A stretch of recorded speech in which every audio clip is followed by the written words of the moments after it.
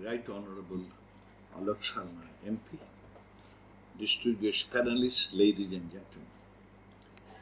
It is a pleasure to be here with you this evening to discuss about climate finance, one of the key themes of COP26 and a crucial issue to support adaptation and mitigation actions to reduce the impacts of climate change. I sincerely thank the Government of UK for organizing the virtual series of UK-Bangladesh Climate Partnership Forum at a time when the entire humanity is threatened by the catastrophic socio-economic impacts of COVID-19 pandemic. Climate change is a global emergency and a defining crisis of our time that has brought immense threats to our very existence. It is happening every moment, and no country is free from its catastrophic consequences.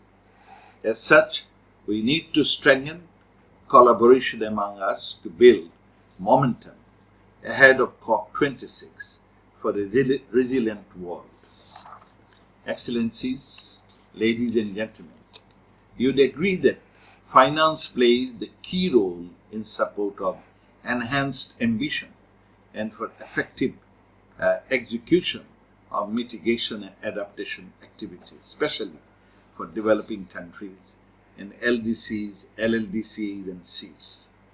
It is an ongoing priority of the vulnerable countries to meet and sustain international climate finance from developed countries over $100 billion a year as promised.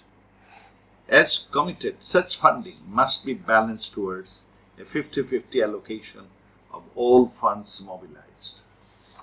Ladies and gentlemen, despite a non-emitter and severely constrained in terms of resources, Bangladesh is trying its best in different forms to address the challenges of climate change. Bangladesh adopted climate fiscal framework in 2014 to make the public financial management system climate inclusive. The government of Bangladesh has established the Bangladesh Climate Change Trust Fund in fiscal year 2009 and 10 to support implementing the activities identified under the Bangladesh Climate Change Strategy and Action Plan. You are aware that Bangladesh is the first country in the world to set up its climate change trust fund from its own resources, and the government has allocated nearly $450 million to Bangladesh Climate Change Trust Fund since 2009. So far, 789 projects have been implemented under this fund. We have pro-climate policies like country's investment plan for environment, forestry and climate change, perspective plan 2021 to 2041, and the 8th five-year plan 2021 to 2025.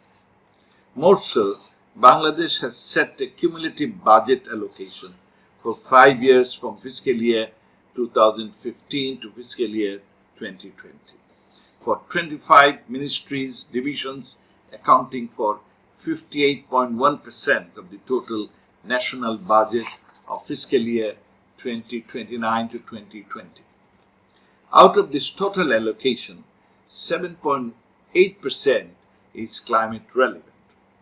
Distinguished participants, Bangladesh has taken over the presidency of the Climate Vulnerable Forum or CVF and the Vulnerable 20 V20 group of ministers of finance for the term 2020 to 2022. As CBF chair, we have made our work plan based on the risks and impact of the vulnerable countries. We have created a CBF and V20 joint multi-donor fund to scale up, eliminate climate actions of the member countries. Also, we have decided to launch a program to develop a national Mujib Climate Prosperity Plan, which would mobilize resources for a secured future. Furthermore, Bangladesh Parliament adopted a planetary emergency resolution with consensus and called on the world to work on a war footing to stop climate change. Excellencies, developing countries and LDCs can access climate finance through some windows of the United Nations Framework Convention on Climate Change and Kyoto Protocol. These are 1. Green Climate Fund, 2. Least Developed Countries Fund, 3. Special Climate Change Fund, and Adaptation Fund. These funds were created to assist in adaptation, mitigation, and resilient activities to counter climate change. However, global financing mechanism like these funds is severely under-resourced. Different funds created for different purposes lack from availability of the required capital. In addition, we need another fund for climate migrants. Each year, hundreds and thousands of people are being uprooted from their homes and they become homeless, without job. And these people has to be rehabilitated.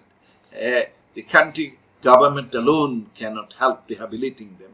And therefore, the global leadership could come forward to create another climate and migrants funds. In such a context, developed countries in particular, G20 members should take the lead in mobilizing climate finance from different sources.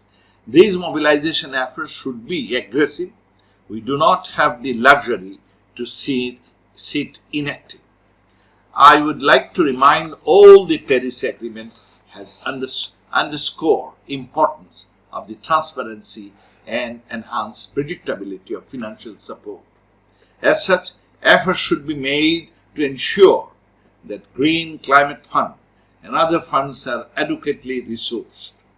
Furthermore, these funds should be available at flexible terms and should support governments, private sectors, community actors, and all other relevant stakeholders. Excellencies, UK has always been supportive to Bangladesh to adapt and build resilience. I hope through UK-Bangladesh Climate Partnership Forum, a diverse range of stakeholders from Bangladesh and UK has already come together to share experience, knowledge and ideas. Bangladesh seeks support from UK and other developed countries to assure concessional finance and access to technology for all developing countries and the LDCs, Cs and LLDCs, especially due to unprecedented socio-economic impacts of COVID-19. I thank you again and wish success of the UK-Bangladesh Climate Partnership Forum virtual series. Joy Bangla, Joy Bangabandhu.